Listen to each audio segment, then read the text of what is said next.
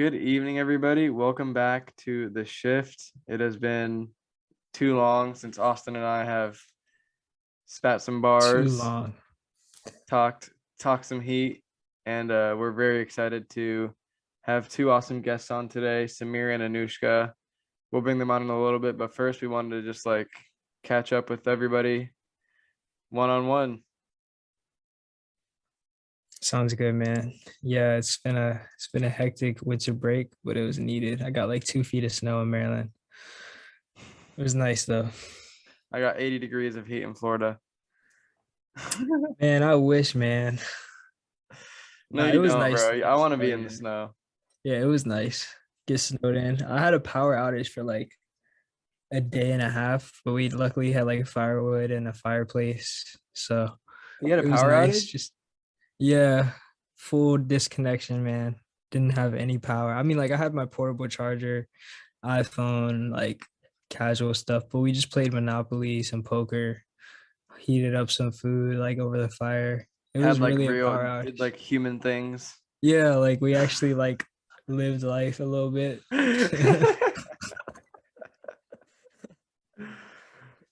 Yeah.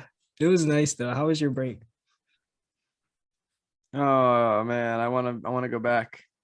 I I just secluded myself. I didn't text people. I tried using my phone to talk to people as little as possible, and it felt amazing. Like being a recluse for a little bit, because before the break, you and I were just doing so much, and getting that time off, I was starting to really cherish it. Yeah, just school out of the equation was just like a little bit of heaven for Yeah. a month or so. And I think But I'm really starting to appreciate these breaks, because I know when you get out of college, you get what, 4 days every other few months to relax. dude, that's a fact. It's a We're out here fact. getting a whole month off. Or, my parents have to fight to get 3 days. Mhm. Yeah, my mom gets like 24-hour shift. She's a paramedic and then she's off 3 days and then she has another 24-hour shift. So her schedule is a little bit more 24 flexible, but hours?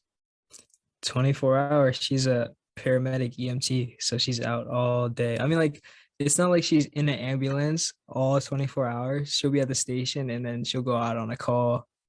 She could be back Mm. for like 2 hours, or she could be out on the street for like 5 hours. It varies. But then she has 3 days off. So That's nice. mhm, Sounds like a good ratio, honestly. it's a ratio for sure. She comes 20, home and she's like, yeah, let me take a nap. Let me get back to you about that. But then she's like 2 days off and then she likes her job too. So yeah. How's your soccer going, bro? it's going, man. I didn't take a day off over the break. It's kind of crazy. Uh, but I should be training with the team this semester. So excited to just like contribute to something, get back into the flow of like team setting, get back into that routine. I'm excited, man. So it's going well. Yeah, dude, I'm How's happy for you. I'm thanks. very happy for How's you. student You've government? been working hard on that, bro. You've been working really hard. Yeah, man. It's been hard to get back to it. It's been hard, but it's like more rewarding than the destination. Like when I got invited to the team, I was excited. I was ecstatic, but I was like, dang, man, like you just had to keep going. It's really like a testament. You just got to keep going. Everything worth it is hard, man. Like I've been seeing you every time I talk to you, I'm training or I'm at the field.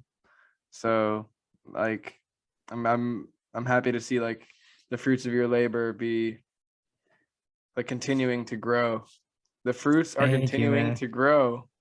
They Soon you're gonna have are, a man. very ripe mango. Yes, Oh, sir. And then we're gonna cross species the fruits, make a whole different type of fruit, a whole different genotype. a Man, I was whole in the new studio fruit. yesterday on like MLK Day. I was in the studio all day. I went there just to download like 2 files. And the producer or the owner of the studio was like, no one's coming in. You can stay there all day. So I just sat in there, caught a vibe, listened to some music, made some music, and then just like reminisce on like what MLK Day means. And honestly, man, like the music, the soccer, the school, it's all like just part. It doesn't feel like three activities anymore. It just feels like it's coming together. It's your way of life. It's my niche, finding my niche. Yeah. How's student government going? It's going good. My main thing for the semester so far has been this town hall with UCF Police Department. I want to have different like student organizations like YDSA, Democratic Socialists, and college Democrats. Maybe like some of the college Republicans come out, but the whole goal is to have students ask the police tough questions, because I think we all can like understand the frustration towards police forces that's been building up over the past few years. And I don't think that us just not interacting with them is going to fix anything. It's a fact. And I think having like community outreach and having the community say to the police, like, why are you doing this? Why aren't you doing this? Why has this happened? Why has this not happened? It's going to be a lot more progress than just like, you're an idiot and I'm never talking to you again. I'm never like, I don't want to hear for anything about the organization. That's not going to get anywhere. And I It's think that's not. only going to like make the divide get bigger. And I'm not like a full on like blue lives matter. I'm not, but I'm also not like abolish the police. I Hmm. want to see the police be defunded in a healthy way, but also like be used in a productive way in society, Definitely. not in the way that the oppressive and racist and misogynistic manner that the police has been built for all those years Right. ago. Yeah, man. And that's like proactive, asking the police beforehand. So it's not a reactive like law, what's it called? Law setting, court case or like news story. And then we have to ask what happened. So I think that's, and then like you said, community outreach, just knowing who's in your community. I feel like you don't have to think about pulling out a gun at that point if you know who's in your community. Yeah, Like, but that's steps. And I feel like that town hall, man, that's good to hear. I yeah. wonder if that's happening like in more places. I got into a debate with a fellow leftist, which I've been seeing a lot have like happen a lot in my life recently, and they were just like, it's a waste of time. You're very naive. You're not going to get anywhere. And I'm like, well, what are you doing? You're just going to sit down and do nothing. Like you're not like, I'm not saying I'm doing more work than anybody, but like that person's not doing anything. Facts. Like I'd rather like do something than just complain, because I know that I there's so much to complain about, but like that complaint only does so much. Yeah, it's like a universal law. If you're doing nothing, you're not allowed to complain. Like that's just like physics. Like an object in motion stays in motion. Object at rest stays at rest. And that's just like actions, thoughts, intentions. If you don't put any of that into motion, bro, like what can you say when nothing changes? Yeah, You didn't do anything. exactly. And I'm like, if I'm in student government and I have the opportunity to like bring these people together, we're not gonna. I made a video yesterday on my channel. I'm like, we're not gonna agree with everybody. You're not gonna like what half the people say, but like if there are certain issues that we can talk about, that is like where we need to begin. You know? Yeah, I'm taking an ethical communications class where we're going to be paired up throughout the course with people who are on like opposite sides of a controversial topic, Mm, just to be able to talk to people like in a high tense situation in a constructive way. That's like yeah. the whole class basis. Part of me feels like I'm getting to a point where I'm like with that idea of like communication, like if I'm talking to somebody and I can just tell like we're not going to get anywhere on a certain issue, I don't want to be like giving up, but like I feel like sometimes there's like this boundary where like you're not going to get to the person. I guess the mindset I've been trying to adopt recently is like focus on issue by issue. So like we might have to like talk to people that disagree with us on abortion and healthcare, but they want to like legalize marijuana and make college tuition free. Like those are the disagreements that I think we're gonna have to like work around. Mm-hmm. because there are certain people, like, we can talk forever about like why healthcare should be free, but they're not going to want to like be for it, you know. But hey, Yeah, let's legalize marijuana. There's for some reason they're like, yeah, that's good, and I'm like, take it, take it where it is, you know. facts. Yeah, man. That's important because, there's so many labels and then we just get caught up in, I don't like this entire thing instead of being able to break it down and talk about individual topics. Yeah. So that's huge. All right. Okay. We're back. Had some technical difficulties, but we're here. And before we bring our guests on, I did want to ask you about the Freedom to Vote Act, how you feel about that whole state of affairs. I don't know, man. It's disappointing. It's horribly disappointing that it's still a like no, I'm not going to say a controversy because the few that are against it are the few in power. No person that should have the right to vote is going to take the right to vote from somebody else, like no civilian. And I feel like the reasons for keeping someone to vote are purely like sinister because no matter what walk of life you come from, you're still a human being, should have the right to vote on Mm-hmm. whatever it is. So like there's been multiple voting acts passed and multiple protests, ongoing protests, and there's still politicians in power trying to make it harder for people to vote, whether it's through voting locations, taking away voting locations in certain areas, making it harder to register to vote for young people. So it kind of strays them away from the whole idea of it, gives them more reasons why not to, than encourage them to. It's like a whole cycle in place just to discourage voting. And then at the root of it, laws are being passed to keep people from actually having an ability to vote. And there's not a lot of like awareness around voting that comes from the government unless it's presidential elections getting fed through like news outlets. So it's like do where's the trust being built that we are valued as voters? Like I don't believe in all these conspiracies that like elections are thrown because there's so much other things to focus on. But it does speak to me that people are not being like encouraged to vote. Therefore, they're finding all these other reasons why voting might not be a thing they want to do. Yeah. Well, we have a It's lot to get into in this episode. We're going to be delving into all of that. And I'm very excited because I know voting is something that is really necessary to change the system. And sadly, it hasn't been working. So, not at all. I mean, like, I'm not gonna say not at all, but it could be working so much more effectively. And it sucks that the ideas that are coming from everywhere around the world aren't being put into place. yeah. Well, with that, let's hear some fresh ideas from some young minds. Let's do it, man. All right, everybody. This is Anoushka and Saamir.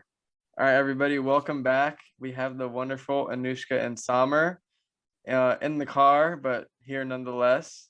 Welcome, guys. Hello. Hello, what's up? Not much. I'm very excited to hear what you guys have been working on.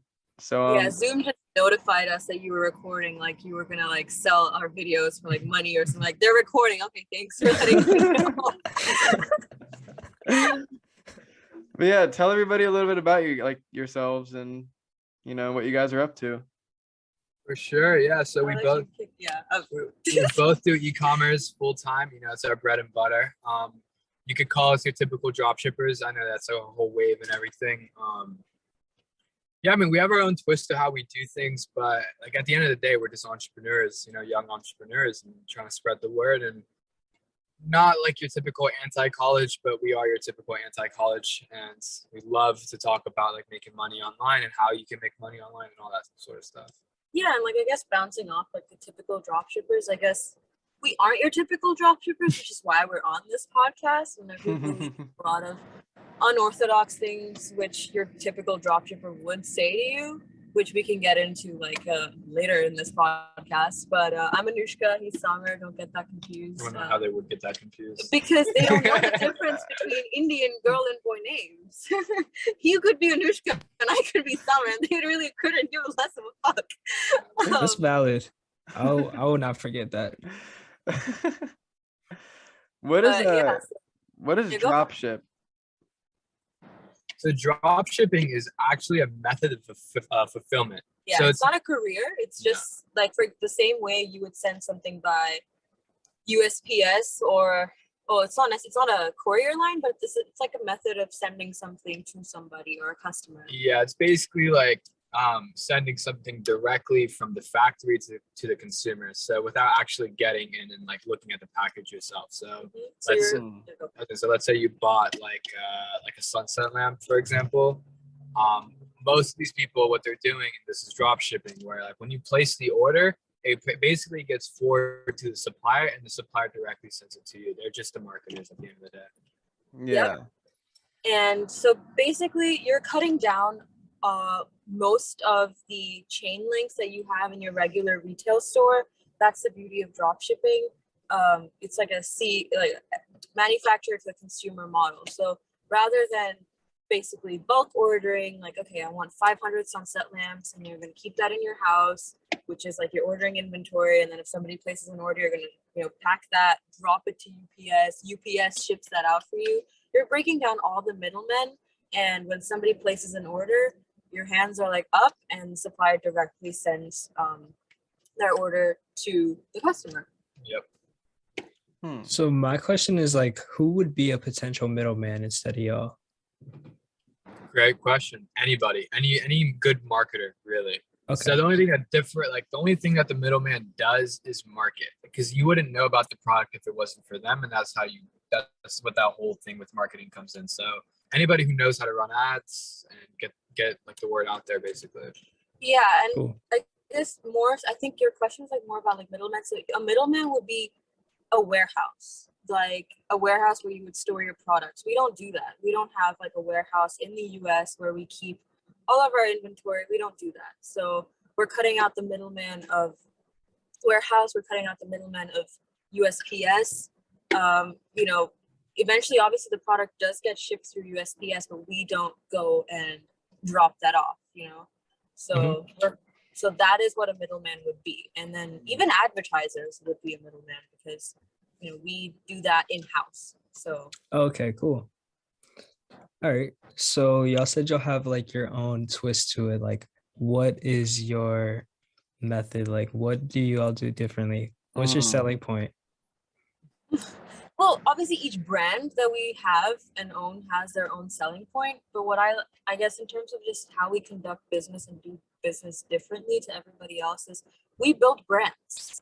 And Sarah will talk to you about that too. Like a lot of people who do drop shipping, they'll get into it, they make a quick couple $1,000s and they stay drop shipping. Whereas the real money is made by building a brand. You start off drop shipping, then you build a brand, you get influencers involved, you get, you expand on all social medias, you bring custom content, all that shit, man. Yeah. Just like BlendJet, for example. I'm sure you guys know BlendJet. That's like the end goal for every product, to make it into BlendJet. Because you don't want to just be like, bringing in like a couple $1,000 a month when you could be making millions. And where the millions are in building brands. And that's why I say we are a little bit different. Which is why I corrected myself earlier, in the podcast, and saying we believe in building brands. And there are of course a lot of people out there who do the exact same thing, but there are also a lot of people out there, the equal amount of people, if not more, who just do drop shipping. So that's good to hear. I want to ask, how has the supply chain crisis affected you guys? It has become some issues here and there. Like a lot of stuff recently has been popping up with packages and cargoes just disappearing, literally. So shipping prices have gone up. We've had to prepare stock for certain events. Like, I don't know if you guys are familiar with Chinese New Year, but because of Chinese New Year, we have to prepare stock, and we're no longer drop shipping for a lot of our existing brands.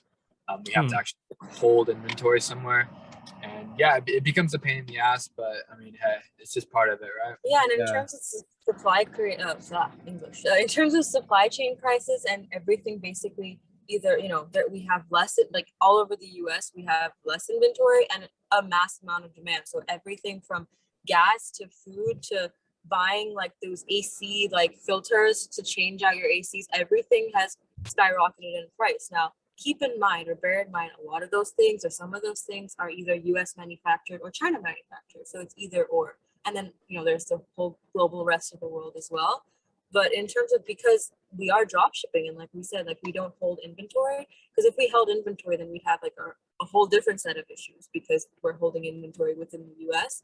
But like Saamir said, we had shipping increase, and we've actually seen, we actually ran out of stock for a lot of our brands, which is probably pertained to supply chain crisis and just material and labor. And because the whole COVID thing, there's just no labor. To make whatever we sell, you need somebody on the factory belt. You need somebody putting those packages in there. And so there was a point where we ran out of stock and had to, this is business. I think there's nothing wrong with the fact that we had to like overcome that. But yeah, rise in shipping prices, especially during the end of Q4.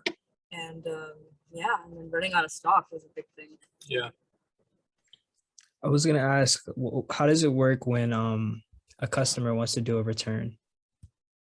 Good question. So returns are a bit tricky. A lot of people do them differently. Currently, for most of our brands, we don't offer returns. We just do refunds off the bat. But I know a lot of people who do returns within the US, and then they basically take that existing product and ship it back to the supplier in bulk. Because if you were to ask them to return it to a Chinese warehouse, it becomes a little bit of a problem because it's a lot for the customer and it just kind of kills the brand a little bit. Yeah, it's a lot for us, and it's a lot for somebody, because somebody has to pay that $150 to send it back to China. So either we have to eat that cost or the customer has to eat that cost. It's bad for brand image. So if there's a genuine issue with the product, then we just refund them, because not only is shipping it back to China an issue, obviously we don't want to disclose, like we would never hide from our customers that our warehouses in China, but we want to disclose that off the bat. We want to keep that brand image and that, like that image up there. But if there's an actual issue, then we definitely refund them. So tell us about what you are working on. What we currently are working on? Yeah, or like your early brands. All right, so the early brand was something I started back in, I want to say like around a year-ish ago, maybe more than a year ago. I would say it's about almost 2 years. Almost 2 years ago, actually, now that I think about it. It was an electric lighter. The product was like an electric lighter, and it was a cool product. Don't get me wrong. Like, I smoke myself. I know a lot of people who smoked. Everybody loved the product. I showed it to them. And it just seemed like a cool product. Now, to be honest with you, that's not the route that most people take in drop shipping. And they usually try to find a product that has like some sort of viral audience around it. But with this product, I just liked it. So I took a different route. I ordered the product into my house. I literally was just making videos and using them like organically, kind of like I'll make a video on TikTok, I'll post it. And I had a nice ass website and it's getting a couple orders, not too many. But I learned how to run paid media. I learned how to run TikTok ads basically. And that's one of the big things we do currently now too, is TikTok ads. But I learned I kind of got the skill down, and I was able to take the brand and my content from making like a couple bucks a day to making like $5,000-$10,000 a day. And I brought the brand up to like 6 figures fairly quickly. That's just with his own content. That's just with my own content. People use, like he was mentioning, and I wanted to kind of pick off of that, because sometimes we talk about things, but then the person in front of us isn't in the same industry, so they don't know what we're talking about. So when he's saying like people will like they kind of bounce off something that's already viral. So like, have you guys heard of the sunset lamp? Yeah. So I can tell you that, no, you haven't. Okay, let me think of something else. What about like the blackhead vacuum? Like for your nose? Yeah. What products do you know like that you get ads on? Yeah. I'll bring up like Kachava. It's like this superfood powder. It's like $60 a bag. I'm talking more. Maybe not Kachava. I don't know. Like, I'm gonna start what seeing about- y'all oh, on no. TikTok ads after this. Like, okay, what about like okay, let's just do something very simple, like kind of like a magnetic phone holder to keep in your car. Okay. Seen that? Okay, that's been pretty viral. It's not necessarily like the right product that I want to use as an example, but Austin, you keep the sunset lamp in your head, Okay. and you keep the magnetic phone holder in your head. These products have millions and millions of views generated around them, whether it's through organic TikTok content or somebody else running a brand. Someone started somewhere. You know what I mean? Like, he started Avant Lights and did that, like creating his content, and someone created content somewhere. So most people piggyback off of that, and you know, like for example, like Sunset Lamp Austin, people have made millions of dollars off of that in profit, and more than one person. It's never just one. You can take one product and multiple people can make a lot of money around that. So I just wanted to kind of cut off from that, break off, and say that he was able to do that 6 figures with just his own content. Like, Yeah. Congratulations, man. That's initiative for anyone listening. That's initiative right there. Yeah, man. Anyone who's listening that wants to get into e-commerce and that doesn't have much money, and like just make your own content. Like order the product and just make your own content. It's not hard. Like 5-year-olds can do it. So how'd you get in touch with TikTok to like make TikTok ads? Like, what are the ads that you're like making? That's a great question. So when it comes to drop shipping and e-commerce, we call it paid media. I don't know if you heard me say it before, but it's a term that we all use. So you don't necessarily get in touch with TikTok. So platforms like TikTok, Facebook, Snapchat, and Pinterest, all these social media platforms, even Google too, they have what we call like an ads manager. So you basically just like register, make an account, and it's an ads manager where you're able to like post the targeting of like where you want the ad to be shown in the actual ad themselves. So most of the platforms, like for example, like if we use TikTok, the way that you pay them is based off a CPM model. So to clarify what that is, a CPM model means for every 1,000 impressions, so your ad is going to be shown to 1,000 people, you would charge this amount of money. So let's say your CPM is like $1. And the CPM depends on like, it's very complicated, so let me know if you have questions, but the CPM is dependent on the saturation of the product. So let's say you're trying to sell the sunset lamp, for example. It's a super saturated product. So your CPM is going to be like $4 or $5. So that means that for every 1,000 people that are shown your ad, you have to pay $4. Now that's like not at scale. At scale, you'll be showing your ads like, let's say like a couple 100,000, maybe 1 million people a day. And you can see how like the numbers add up and you're spending a lot on advertising. yeah, and yeah, that being said, like CPMs, and that'll obviously tell like per platform, CPMs vary. And that's why TikTok is the wave right now, because CPMs are extremely low and you can show and get a lot of traffic to your store and show your ad to a bunch of people for a lot less money. Facebook now, because it's been around for so long, CPMs are more expensive just by nature. Yeah, 100%. Because the quality of traffic, so it's like, yeah, it's more expensive, but then the quality of traffic is a lot like higher than the quality of traffic that we get from TikTok. So the people who are shown our ads on Facebook are more likely to buy than the people who are shown our ads on TikTok. So it's a gamble, like where you want to advertise, how you want to do it. And I guess the best way that I feel to explain like how do you advertise is like, you know, people are in this day and age, people are always talking about your data and how it's like stored by Facebook, by companies like Facebook and Instagram and TikTok and Snapchat and Pinterest and all these, you know, big companies, and how they're storing your data. We're on the other side of that. Sorry to tell you. Like, obviously we don't see your data, but we do use it. You know, we don't see that, okay, like Michael likes, you know, what was the powder that you said? Like the little green powder, Kachava. Yeah. We don't see that Michael likes Kachava, but the AI that we work with sees that. And so if I was Kachava, I would target you because you keep getting my ads. And for example, like if you're a smoker, then Facebook knows that, okay, this guy sells lighters, I'm gonna show his ads to smokers. So we utilize that data. We don't see it, but we are on the other side of it. Sorry.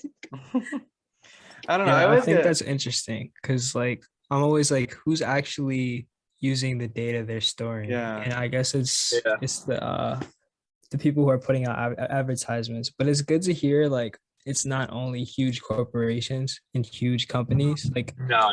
Not at yeah, all. And I feel like there's a lot of taboo surrounding, and I know we're kind of getting off on a tangent here, but there's a lot of taboo surrounding like data privacy and like should advertisers have your information? And I know I'm on the other side of it, so I can be biased, and both of us can be biased, but I believe that they should, because targeted advertising helps you. Genuinely, it helps you because you get ads that are going like if you, I don't know, you're moving house and you need furniture, and you know for however reason Facebook knows that, you get ads that are going to be targeted towards your needs. You're going to get furniture store ads, and that helps you. You know what I mean? So there's obviously varying perspectives, and I see the other perspective too. I believe in some of the other perspective as well. But targeted advertising, honestly, like sometimes I love it. I'll just like speak into my phone, like, okay, I need like a new dress, like I need a new black dress, and I get ads from like, great, okay, I got a new black dress. Yeah. So it's like there is like two sides to it, and definitely it's not just corporations who have access to it. Like I said, we don't have access to it, but we use it. And I feel like, yeah, it does help in terms of like if you just pick up your phone and what you need shows up as an ad. I feel like it's really convenient. yeah, I do too. I agree. I do think it's find it convenient, but it does like I've been worried about that for like a few years because I just didn't know like how I felt about me. Like sometimes I would just think about like a product and the product would pop up. That's when like I really No, started being for like, real. why is this happening?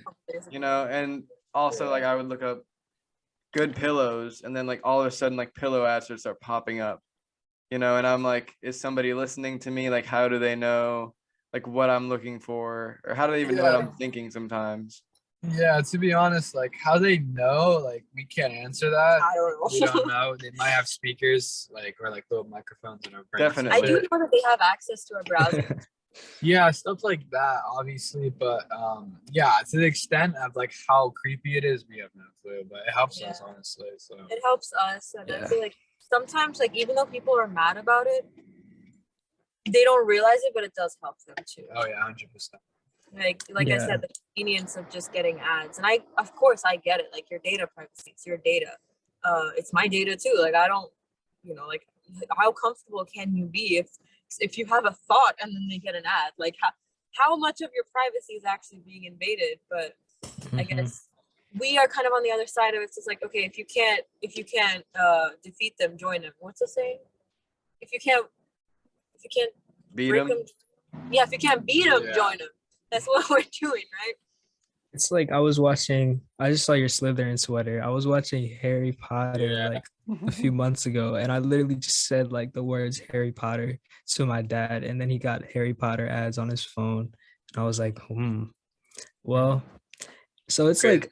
it's like invasive. I had a class about this last semester. It's like how about how media functions in society, and it's kind of invasive, but I feel like to an extent, if you're not hiding anything or if you feel like you're an open person, it's just like how can it be used against me? But it's kind of unsettling at the bottom line, but Yeah. convenient.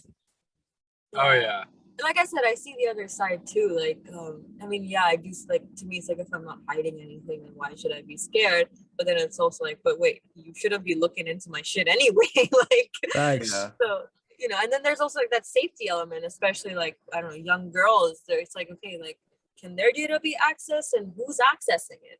I think that more than data being accessed is who has access to this data. And I think you mentioned that to us. It's like who is using this data. Right. I think that's what's more important. Like, okay, what are they using it for, and can it fall into the wrong hands? Yeah, definitely. To transition that into like a topic I'm very passionate about, Edward Snowden. I don't know if you guys know who Edward Snowden is. He like released the data that the NSA was like spying on all Americans without like a constitutional like amendment to do so, because like the Fourth Amendment protects people from unreasonable search and seizure, and like people in the NSA were watching like what their wives were doing, like unwillingly, like they were like tapping into their phones, tapping into their cameras. They were like watching like little girls like in middle school bathrooms and like all these things. And he exposed that, and he got kicked out of the country because Obama and Trump are very corrupt people, sadly. But like now, even though it's been exposed, it's still like being used to like target specific groups. But I understand why it's better for me to get ads for like condoms and tampons, like I guess that makes sense with like targeted ads. If I was getting ads for like tampons or like lipstick, it wouldn't really make sense because I get ads for things that I actually do need and like want. Oh yeah, 100%. Yeah, I think in this world, it's just like you said, Obama and Trump.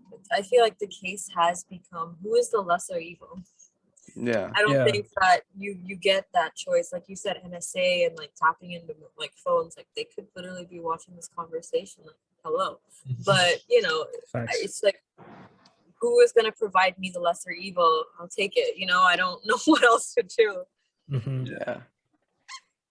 Yeah, man, I think that's a testament to politics today. Like once you get into such a high level of power, you're going to be covering for someone else's ass, and someone else is going to be covering for your ass just because of the state of politics and the corruption in the, like, I'm not going to say the ecosystem, but the social circle of politics. So it's like, who's going to be the lesser evil, and what are their reasons for doing so too? Like, what's their real intention? Is it to just be evil, or is it because like they're kind of placed in a state of ultimatum? I feel like just being open about that, like hearing where my taxes are going, where like the information from the advertisements are coming from, and if I want to figure it out, I can figure it out. But I love having a convenient ad on my phone, and I save so much time searching the web. Like that's a plus for me. Yeah, for sure. And I feel like I'll quickly touch up on this because I don't want to like digress way too much. But in terms of like, so I didn't grow up in the States. I grew up in Dubai, and we have a completely different kind of political system over there than over here. Over here, of course, it's like there's the whole mumbo jumbo and the whole like jargon of the Constitution and stuff. But the whole essential crux of it is every single American has an RTI, a right to information. Whereas where I grew up in Dubai, it's a complete monarchy. And if they don't want to tell us something, they don't have to tell us. And I'll tell you that I had a wonderful childhood. I grew up in Dubai, right? Great childhood. But at the end of the day, like, even though I was born there, I still don't have the United Arab Emirates passport. I grew up with an Indian passport. So we were never considered like, so if I was born in the States, I'd be American. But since I was born there and then they don't have that kind of democratic system in place, I'm not considered someone from the UAE, and that's like my home. So there are like positives and negatives, I feel like, to politics and ecosystems of like political structure, but different conversation for a different time. Yeah. Well, any conversation is welcome on here. Any conversation is welcome on here because as you can see, I have like political posters right there, But I will say it is really like a lesser two evils when it comes down to it, because like both Biden and Trump and Hillary Clinton and Obama and Mitt Romney and Bush, like they all answer to the same people. Like Nancy Pelosi and like Dan Crenshaw. Nancy Pelosi is like the top Democrat and Dan Crenshaw is like one of the top Republicans. They both are in favor of like having politicians be able to trade stocks. Like the reason that's been an issue recently is because like if Nancy Pelosi or Dan Crenshaw like has to write like regulations for cryptocurrency, like that's their job, is to like serve the public and make sure like crypto is good for everybody else, like you and I, to invest. But they can write legislation where they're like, this business has to do X and X, and they'll like get in touch with that business and they can make like millions of dollars while people like us are making like maybe a few grand or like 100 grand, but they're able to like rig it in their favor. And that's on like both sides of the party, And that's before this party, before the government structure. That's just the nature of power structures. Like they're going to rig the system in a way to work for them.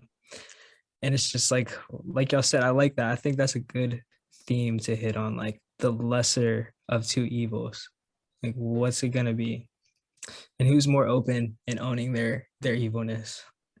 Yeah, Because and that's I like, feel there is one thing, like I feel like, sorry to cut you off, I feel like no even worries. within like the four of us, like we would create a system that works in our favor, you know. But when you're put on a pedestal and like in a position of power where the way you do something and construct a system can have an impact on like, you know, an X 1,000 amount of people, that's where it matters, right? Because we're human, we're all going to do things that benefit us. We are literally structured for survival. Like, Yeah. So do you guys have like products that you want to make, or do you guys have like plans to make like environmentally sustainable products?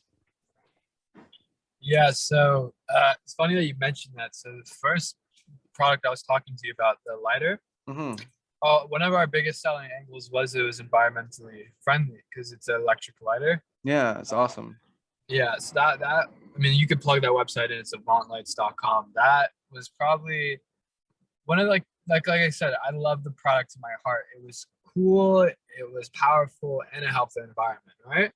And I was like the perfect audience for that product. So that's why it's like a product I hold dear to my heart. But yeah, I mean, it was great for the environment. Is it the Tesla coil lighter, like the one that looks like a taser? Yeah, it's the taser. Those are awesome. Those are really I've gotten awesome. tased by them so many times. Oh yeah, they tase. So like what do you guys like see for your future? Like what do you guys want to be doing in like 5 years? I would say 5 years is a great question. Definitely don't want to be doing exactly what I'm doing now for sure. I'm all about growth. I'm all about change. The everyday tasks that I'm doing now, I wasn't doing like even 6 months ago. Like I'm always changing. And I think 5 years from now, I definitely want to be at a higher level, especially with the whole branded aspect of this. Not even looking at ads or not even dealing with that. I definitely want to be on a higher level where there's someone under me who's doing that. Definitely want to have like 2 or 3 brands in place that are at the level of like BlendJet and Fashion Nova, or just one like really good brand, and basically just be as passive as possible, because I was sold on this whole business model because of passive income and not having to lift a finger and still make money in your sleep. So I definitely want to be at a place where I can see that like to fruition, like where I'm actually traveling and not having to work a certain amount of hours a day or having to check up on things. Just really taking a step back. And like to bounce off like what he said, because I guess our goals are pretty aligned in terms of like career wise for like the next 5 years. Like he said, like our day-to-day tasks right now, like wake up, check up on all our brands, see how our ads are performing, talk to the people that work with us or work under us.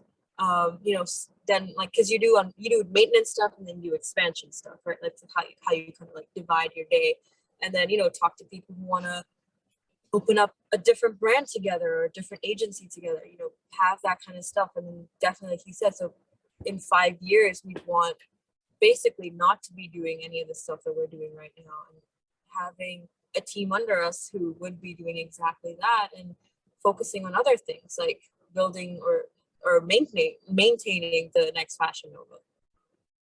So I want to like bounce off what Saamir said, like how he got sold on the business model, why he wanted to do it, like go into this field. Like what got you into it, Anoushka?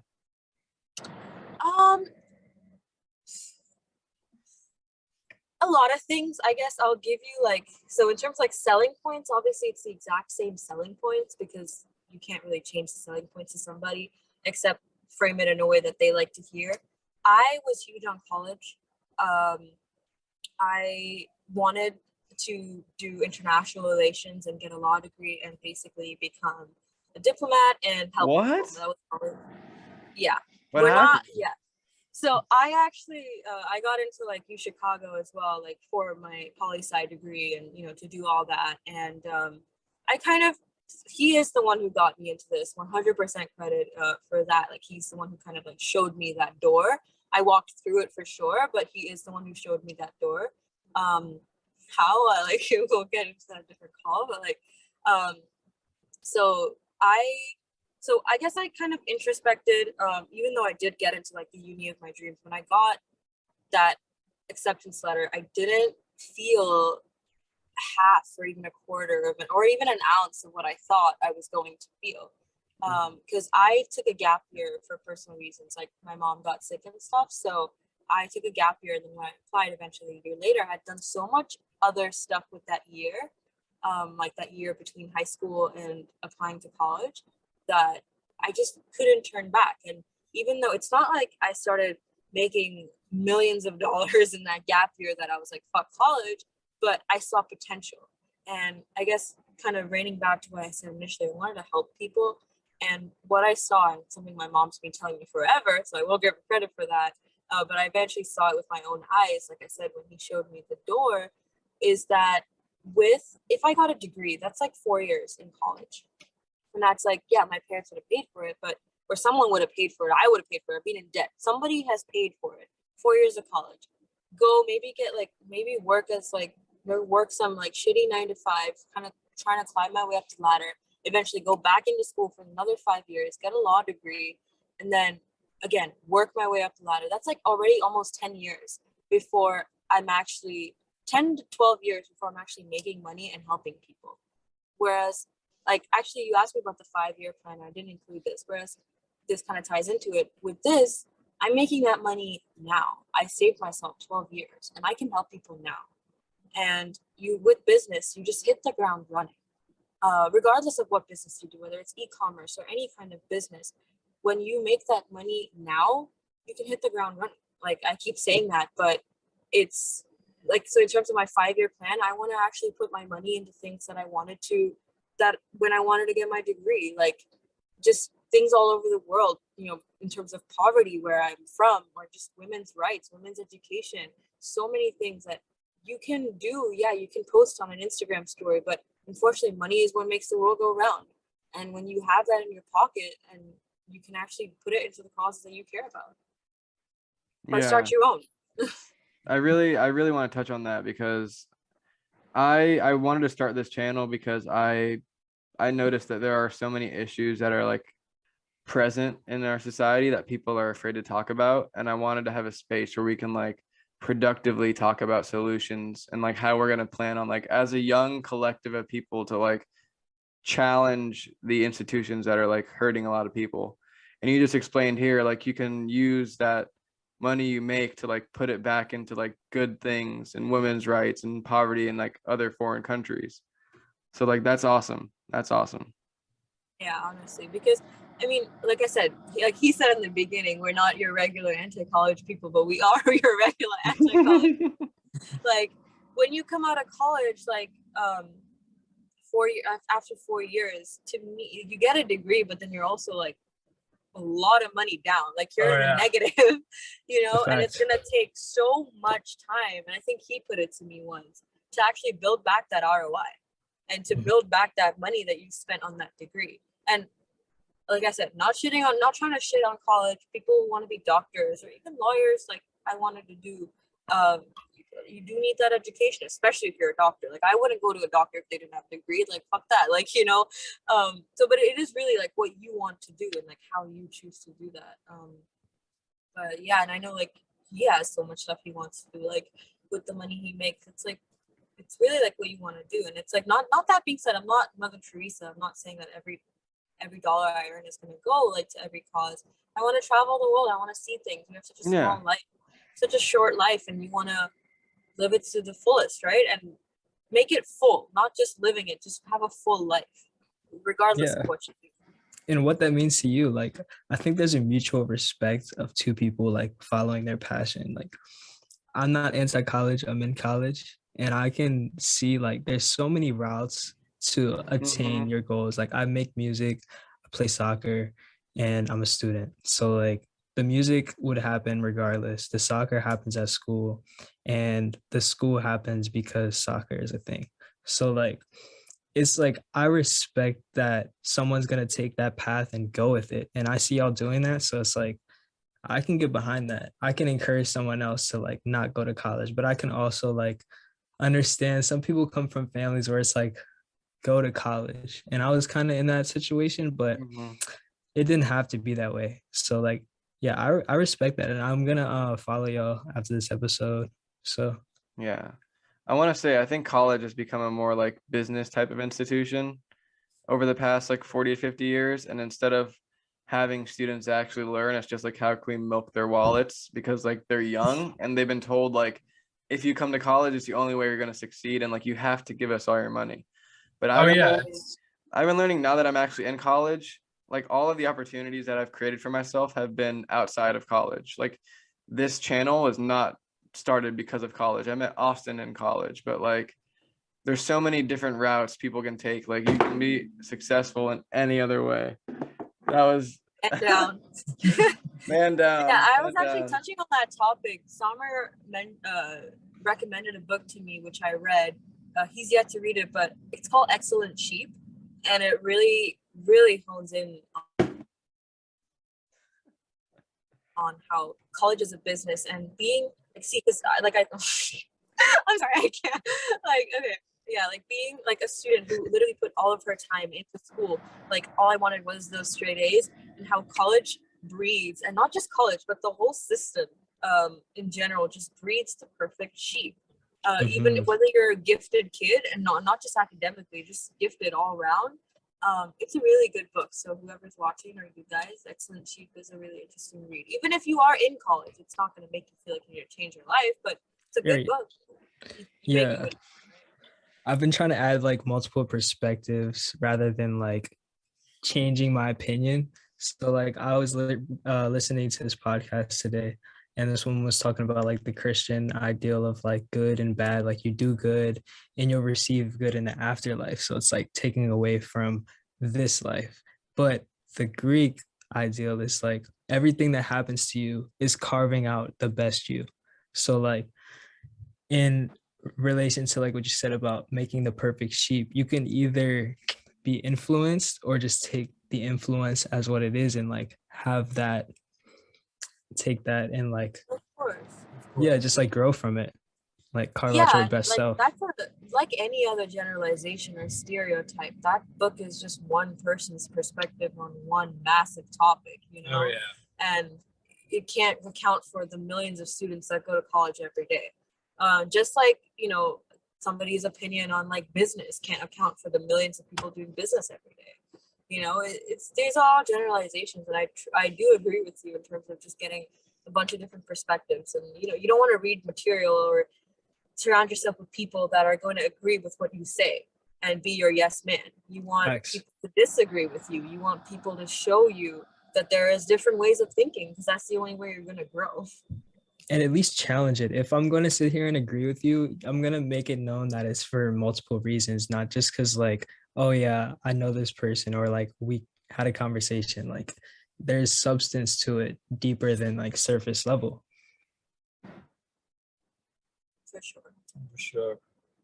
Yeah, I think it's very important to have like ideas floating, you know, because if you're just around people that disagree with you, you're not going to understand like what the world's really like, because the world's full of people that don't agree with you. Probably more people that don't agree with you than actually do agree with you. Of course, yeah. You know? And actually touching on that topic and reining it back into like what we do, like we recently spoke to somebody and they kind of, you know, they pointed out some certain stuff in our business model that they didn't agree with. And honestly, that did a lot for us. Yeah, we took the criticism and actually grew from it. It was mostly about a certain thing that we've been doing recently, about like we've been teaching people about like how to do like what we do, and then having them kind of help us delegate. I don't know if you're familiar with the term, but help us delegate some of the stuff we do. And he just had some criticism on how we structured our delegation basically. But in that criticism, we were able to find ways to just improve our own model. You know, we didn't totally adopt what he did, but we're able to just make our thing a little bit better. So it definitely ties into what we're talking about. Yeah, so Yeah, that's what's up. we'll get a lot of people, even if they do disagree with you, they will tell you that they agree with you. And most often times than not, it's because they don't want you to grow. Unfortunately, that is the sad case, I feel like, with a lot of people. But, you know, that is someone disagreeing with you, critiquing you. It's like the best way you can grow.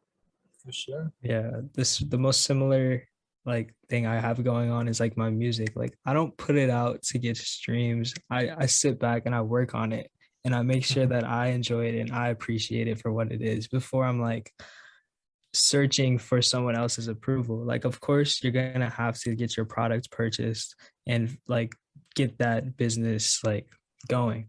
But it's like you have to refine it before you can expect someone else to like put in something. Yes. So I'm curious though, with your music, this is kind of off topic, but do you just kind of post it or do you have someone market it for you? Do you market it yourself? Right now I market it myself, just post it, and I'm kind of just at the point of branching out, going to open mics, like making my own music. I don't pay for studio time. I'm just focused on like making it myself. I'm learning guitar and it's really just me enjoying it at this moment in time. Like I don't, and my oldest brother he's an A&R at Alamo Records. So like I have that business perspective of the music industry and I'm just focused on like really enjoying it for what it is right now because I'm not in a rush to like blow up or like that doesn't happen from wanting that to happen. You know what I mean? You have to refine it. You have to sit back and enjoy it for what it is. And like, then all those effects come into play, but you can't just like wish on a star. I was definitely going to say, because what we do is a lot of marketing. And if you ever wanted help with getting your music out there, we can definitely crush it, you know, especially from a TikTok angle. If you ever wanted help with, you know, getting your music in front of as many people as possible, that's something that we would love to help with. Yo, that would be dope. I mean, like literally like something like that could be started like within this week. Let's say like you wanted a song to get out there. We help because we know certain skills that like you don't, right? So we can help with that. Remember that one skill, like that one video I showed you about the comment and how people reverse engineer virality? No. Okay, so quickly I will try and like explain this. So have you heard that song on TikTok, the A B C D E F U? Oh yeah. Is it by Olivia Rodrigo? Blank, guys. Okay, I'm so disconnected from TikTok. Okay. Yeah, I get that, Michael. You've literally given me like blank faces so many times on the phone. Okay. I've come to realize that's your thinking face. I just leave it at that. Okay, so my point is that basically that girl wasn't as like, she was definitely not viral or verified or have like any number of like significant views before that, and she signed, I think it was actually Alamo or Atlantic, one of those two record labels or something like that. And basically someone kind of decoded this and figured it out, but someone commented on her video like, oh, so she posted a video, saying like, oh, does anyone have song recommendations for me? And someone commented, oh, can you write a breakup song using the alphabet? And then she posted that you know, the ABCDEFU. Turns out that the person that actually commented that and the video, the comment that she replied to was actually just her manager at Atlantic Records. So you can reverse engineer virality, and you know, so she already had, my point is she already had that song written out. They just use it to market it, really. She just got somebody, like her manager, to comment that, and it's not like they hid that. It's not like they were hiding that. It's just they know how to play the system or like play the algorithm, and they know how to pump that, you know. Like the whole thing with like what we do, it's really a lot of it, and like this is really important. A lot of what we do is just marketing, man. Like we won't be able to sell our products we sell or do the things we do without learning like how to run ads, right? So we can apply that skill to really anything. We've done it for brick and mortar businesses like CBD shops. We can do it for songs. We can do it for digital products. We can do it for real products like we mostly do. We can do it for cars. Like we can do it for anything, really. So if there's a song or anything someone wants to get out there, that's kind of like where we come in. More than drop shippers. Yeah, I'm like always open to learning. So like before I would want to like actually promote my music, I would just want to like figure out the best way to actually like execute it, because I have so much music unreleased, a lot of music out, and I'm just at the point of like finding people who want to listen rather than like, you know, like jamming it into people's heads. Because I would say the best way personally is take a song that you think like really reflects your style of music, make a decent TikTok on it, and we'll help you advertise it. And that to me isn't jamming it into people's faces. It's just helping you find the right audience. Because like the right audience will be a couple million people. It's not going to be 1,000 or 2,000 people. You gotta imagine how like big the world is, man. Like, so there's going to be a couple million people that like your music. You know what I mean? Like I haven't even heard your music, but I already know that there's going to be a million people out there that be like, okay, this shit slaps. Yeah, for sure. Thank you. Yeah, I'm gonna send y'all some stuff after this call. Definitely I'll get in touch with y'all. For sure, yeah. So I have one last question. I want to ask, what's your guys' favorite thing about what you do? That's actually funny because like I don't know if anyone knows what We're Not Really Strangers is, but I'm wearing one of their hoodies and it's like one of the questions over here. But yeah, I'm familiar with the game. Yeah, okay. I just seem stupid and crazy. Okay, that's one thing I know. One thing I'm familiar with. Don't give a blank face. So I'm gonna reframe your question if you don't mind. It says instead of saying "What do you do?" or say "What's the most fulfilling part about what we do?" Do you mind if I reframe that question in honor of We're Not Really Strangers? Yes. Okay, you go first. You go first. What? I already thought of the answer for his question. Now I gotta like. I mean, okay, it's the same question. I mean, like. What's the answer? What's the favorite part of what you do? It's the same thing. I don't know. See, you didn't think of it. There's a lot of things I like about what we do. Probably one of the favorite parts at the moment is helping people in the field, because we do, like I said, something we've been doing recently in a project we have been like crushing it on, is we take people and basically like interns, like it's a good way to put them. We have interns and we basically teach them, and we've had some life-changing moments with these interns where they haven't made much money at all through anything but like having a job, and like right now, like damn, they just got $8,000 last month, or like $10,000, and like they're able to pay their rent or do something that they weren't able to do before. So that direct gratification is probably like the biggest boost to my serotonin. That's my answer too. And that's probably it. That's beautiful. Sorry to cut you off. Yeah, because honestly, like I'll tell you, like when we first started making money, because we've been doing this for a while. He's been doing it longer than I have, and when I hopped on that train, like, you know, we look back and it's like, damn, I can't believe like we were doing that. Like, you know, depending, no matter what the field, like you're always gonna grow and learn. And no matter what you're doing, you're always gonna look back and be like, dang, like I was doing that. Like, what the hell? Like, you know, your music, exactly, like your music style changes, or like maybe your lyrics change. Like you look back on a song, and you're like, damn, I was so emo. Like, yeah, you know? definitely. Like no matter what you do, like, so we look back at like, you know, the methods that we used to use or the products that we used to test, and it's like, dang. And then when we actually first started making like money, that was exciting. And maybe at that point, like if you ask me, like, okay, like the most fulfilling part would have been like what we put so many hours into is actually finally working. But now that we've kind of hit the nail on the head in terms of like how to make it work, for sure, the fact that like helping people is our favorite part, or mine and his, our favorite part, because it's like you get to share something that you've achieved and then have other people achieve with you, and there's nothing that can go wrong with that. But even personally, even if you're all about personal gain, you're just, you know, you're training and like you're working with 10, 15, 20 different people that have worked under you for like, you know, a year or so, and they work exactly the way you've taught them to. So even if you're about personal gain, it's still amazing that way. But obviously that's not what this is about. It's just so amazing to see, like Saamir said, like the life-changing moments. And I think my favorite part is like when they send me, or they send us, sorry, that text, like, thank you guys so much. That's like serotonin boost, like Saamir said. This is real. Like that has to feel like, wow. And I think that's so important, because like no matter what level you're at, if you want to help people, that's just like, you can't really teach that. You can't teach that. You can't teach kindness, man. I'll be honest. There's so many people in the field that are just not, they're kind of cold-hearted. Or like cold-hearted is a weird way to put it. They just, I don't know how they think, you know? Like, I mean, we try to incorporate kindness in every aspect possible. And like, I don't know if you guys know who Gary Vee is, but kindness beats anything.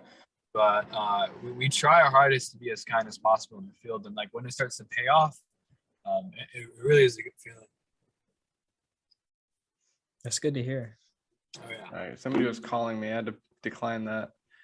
I want to say one of my favorite things about like this channel is honestly conversations like this. You know, like getting to hear about what makes, you know, like people happy, and it always roots back to like a human connection, like showing people something good, or like doing something good with people is always like what people relay on this channel, is like the interaction with those interns where you like have that life-changing moment, you know, like hearing that from you guys genuinely, like it makes me happy, you know, like it makes me happy to hear like all these different ideas and perspectives. So like, thank you guys for sharing like all of this wonderful information, like your stories and how you guys like came to where you are and what you guys want to do. Like it really is fascinating, especially for how young you guys are. Like it's really, it's really awesome. It's really awesome. Say the least. Thank you guys for having us. Yes, thank you guys so much. Like giving For this, sure. like we wouldn't be able to say these things if you didn't give us the platform. So thank you. Thank you Definitely. guys. I want to like do a part 2 eventually. I don't know when, but like A follow it's up. That always would be here. super Yeah. cool. Yeah. For sure. And then we can all see like where we've come. You probably will be like freaking one hit like wonder like billboard on the billboards, and you know like you never know, Hopefully. right? Never know, man. You never know. And Mike's gonna be a politician one day, so we gotta make sure they don't corrupt him. Hold me accountable. We come back and he's just got like Obama on one side and Trump on the other. He's like, yo, these are my buddies. Oh my god. No, I can't have it, man. I would literally pull up to Florida right now. I mean, I like Obama more than Trump, but I would much rather hang out with Trump. Like he just seems like a funner, like. And he says Kofefe at like 4 a.m. At least he was tweeting at 4 a.m. Joe Like, I Biden's feel like- sleeping at 8. Yeah. Like, Yeah. Like I feel like if I was with Trump, we'd be like shooting shotguns, like drinking beer. I don't know. I feel like fun shit. Yeah. with Biden, I'd just be like putting him to sleep with like a book, like drinking Some like melatonin. yeah. Yeah, man. he doesn't need melatonin. He's out at 4 p.m. He's got a natural melatonin flowing. I don't know what it is. It's like a little bit of dementia. I don't know. A little bit.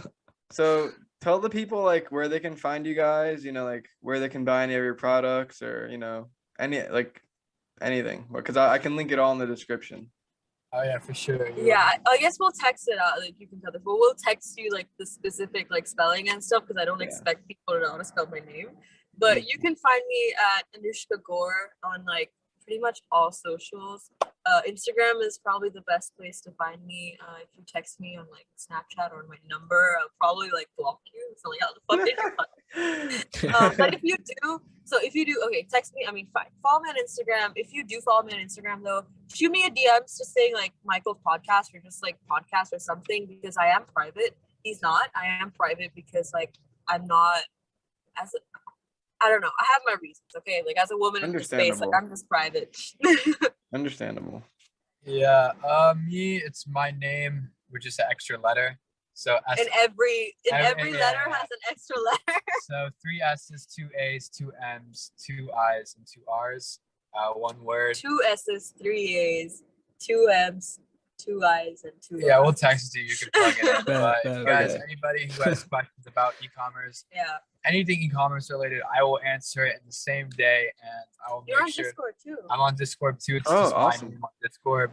Any questions anybody has about e-commerce or even crypto too? I know we didn't really get into that, but anything about making money in the space. could've He's gotten like, crypto. shit. Next podcast. Yeah, I got a lot of talk about crypto too, but we can tap onto it. But yeah, any questions about any of those things, man, I'll answer it within the day. I guarantee it. If not, I'll Venmo you $50. I guarantee I'll answer it. But yeah, Man. check my community. Give us like a 1 minute to 2 minute crypto spiel. All right, so I got this new project I've been pushing out for crypto. So I like mostly in the NFT space. So I don't know if you guys are familiar, but the NFT space is absolutely popping right now. You can make so much money so quickly, and there's a lot of ways. So I've been actually trying to get behind a project of like a crypto hedge fund, building a team of people who are really motivated into crypto, and they have made money off NFTs and basically finding investors for the project. I have a couple buddies who are doing it themselves, and I'm trying to partner up with them because I have the team and stuff. But the whole thing about the project is it's the first of its kind, and it's just really exciting, man. It's a lot different than what I'm used to. To be honest, I'm not like in the trenches myself when it comes to crypto. I'm not like joining on projects. I'm mostly trying to do it from more of an investor standpoint and build a team of people who are, which I've successfully have, and trying to get them involved with investors and basically change the game. Most hedge funds now they're just dealing with like stocks, bonds, and futures and all that stuff, and they're only guaranteeing like a 2% gain here and there. I'm trying to change the game and guarantee like a 7 or 10% gain, and like it's a lot of it seems like mumbo jumbo now, but I definitely think in a year or 2 years I won't be the only one person doing this. Like, this is a big opportunity. So, and obviously, like, I haven't gotten too deep into like how politicians are affecting crypto, but I know that I'll tell you right now, there is a whole lot of insider trading going on. A whole lot of it. The whole community is based off insider trading. So to get something set up now is probably the most important thing in my eyes. So you can kind of like beat that, if that makes sense. I just ride the wave of what he's doing. I just have money in Ether. Like he doing Ethereum? I just have money in that because like that. Yeah. I have like so much money in Ethereum, and it just goes up and down, but it's gonna go up soon. I have a feeling it's about a spike. It's about a shoot up. I'll be honest with you though, because of all the NFT projects that are dropping within the next coming weeks, Ethereum won't go up for a little bit. When a really big project drops in the NFT world, literally everything spikes. Everything tanks. And then it basically goes up like that. So if any of you guys want to make quick money that are watching, watch out for the projects. Don't invest in the projects, but invest in everything when it dips. Yeah. Do you have like an app you use on your phone for NFTs? I use Robinhood, but I've heard that's not the good one. Yeah, so for crypto, I use Coinbase, but for NFTs, like I said, I'm not in the nitty gritty. I have people that do it for me. So I know they use MetaMask and they use Solana, and we use OpenSea. We've been doing this thing for like a couple of weeks. So we're literally, it's pretty interesting. We'll buy Minecraft worlds like in NFTs and we'll build on them and then flip them for a profit. You told me about that. Yeah, it's crazy. This goes to show how many ways there are to make money nowadays. There are. Yeah, Coinbase for anybody that's watching is the best for just investing in crypto, in my opinion. Yeah, because I think if you have crypto and Robinhood, you can't move it into MetaMask wallet. Yeah, no, you can't. And then if you ever wanted to invest in NFTs, you need to move it to like a wallet. Yeah. So Coinbase is probably the best bet for that. Should I delete like Robinhood right now? I personally think the way the industry is going, F Robinhood. Yeah, delete Robinhood. I'd liquidate and hop into Coinbase and then Okay. Facts. I feel like I should wait though for my Ethereum to go up again, so I don't like lose money to like when I sell everything in Robinhood. Oh yeah, for sure. Yeah, I'm in I'll Ethereum. transfer over. And Robinhood is where I started, and Robinhood is where like I just stopped, and I went to Coinbase and crypto.com. That's where I'm at now. So yeah, I know a lot of people like crypto.com. You're ahead of it. You're like the guy who was like trying about Bitcoin in like 2015 and nobody listened, and now like that person is like a billionaire. I saw this one guy like with this YouTube video with like 64 views, and he's like, invest your money in Bitcoin. This is like in 2000 like something, like way back, and like time traveler. Yeah, like something, I don't know, someone was basically like, would you have invested if you saw this video? Like random guy, like on his like fucking filming from a potato, like really bad quality. But yeah, and then imagine if you listen. Yeah, it's crazy. I mean, just trying to do things different. A lot of the things that we try not to do is like what everybody else is doing. So like when we got into drop shipping, like just launching products and doing that, like 99% of the people are doing it. So just try like a different twist to it. Maybe like for your music too. Like I bet like there's like a bunch of people trying to do the same thing as you. I'm just all about doing a little twist. You know, it doesn't have to be big, doesn't have to be small. It can just be anything. You know. Yeah, I like that. Sure. Yeah. It's like a what's it called? It's like a Shark Tank episode. Like how many people come in and say the same idea, but that one person who gets that investment, you know, they had the right twist. right twist. That's all. That's all you need, man. Yeah, and it actually, to be honest, if you really think about it, the only thing that set them apart is their marketing. They might have had the same product, just different marketing. Yeah, it's crazy. Like, you don't have to like reinvent the wheel. And that's like a big thing a lot of people talk about. You don't have to reinvent the wheel. You just have to change it a little bit. And I apply that to as much as I can, really, in terms of like, even like, for example, like not even just like e-commerce, but like going to the gym, for example. Like, I don't have to change up my workouts completely and be completely different. I just have to add a little twist and make them a little different. And maybe that means just like eating right and better than the next person, or just different things. Which kind of makes me think of two things, honestly. One thing that I've learned with actually doing what I do and working with Saamir for as long as I have, and like just doing what I do. Like he said, don't reinvent the wheel, and that brings me like one of my favorite sayings like nowadays. Just do it, honestly. I know I sound like Nike, but literally that hat right here, that hat literally just says "just do it." Doesn't even have a Nike logo. Honestly, you have to start somewhere. And I used to actually be the complete opposite. I used to be a perfectionist. So for me, it was like, if I wanted to do something, I wanted my first try to be the last try. Like I wanted to get it right the first time, regardless of what you're doing, whether it's e-commerce, whether it's music, whether it's NFTs, whether it's, I don't know, whatever you're doing, whether it's working at McDonald's. It's, you have to start somewhere. You're not going to get it right the first time. Oh yeah, no. That's the only way you're going to grow. The whole point of growth is that you go upwards, and it's okay if you start at zero, and it's okay if you fail. Just do it. You're not going to get it right the first time. Yeah, you shouldn't get it right the first time. Failure is great, man. Some other success. And the second thing was, like he said, like I said, made me think of two things. The second thing was that makes you think of the book Atomic Habits. You don't have to reinvent the wheel. You just have to change one thing about your day, or one thing about the way you do something. Like you have to improve something by 1% every day, and that automatically compounds, and by the end of the year you're going to be somewhere completely different. Yeah, maths. You guys are very inspirational. You guys should start your own like podcast. I'm a guru. Yeah, we're gurus. That's what we do all the time. Yeah, I'm curious though, what are you guys gonna name the podcast? I know you post it, obviously, right? So what do you name it?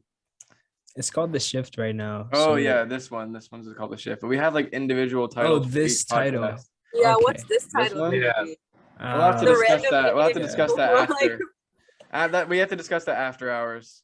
Definitely something concise, but like good. Gotcha. Yeah. Yeah, like, man. Maybe like inspiration and motivation. I don't know. Listen to this if you want to be inspired. Yeah. Facts. Yeah, that's hilarious. But yeah, man, I mean, it could be anything. We'll run it past y'all. Sorry. No, what were you saying? I was just saying, like, whatever title we come up with, we'll run it past y'all and just let y'all know ahead of time. For sure, yeah. For sure, man. We need to get inspired to give inspiration. Yeah, you guys, we love inspiring the field. Push and pull. It's push and pull. Facts. Yeah. Well, thank you guys so much for being here. It's been a pleasure. And I'll link all of your guys' socials down below. And it's been amazing. I hope we will have you guys back on soon. And bigger and better. Maybe we'll be in person, because I know you guys are not too far. Hopefully, yeah. I think that should be the goal, right? That we're all together doing the podcast. Oh yeah. Yeah. Well, thank you guys so much. Thank you guys so much, guys. It was nice meeting y'all. Same here. Bye-bye.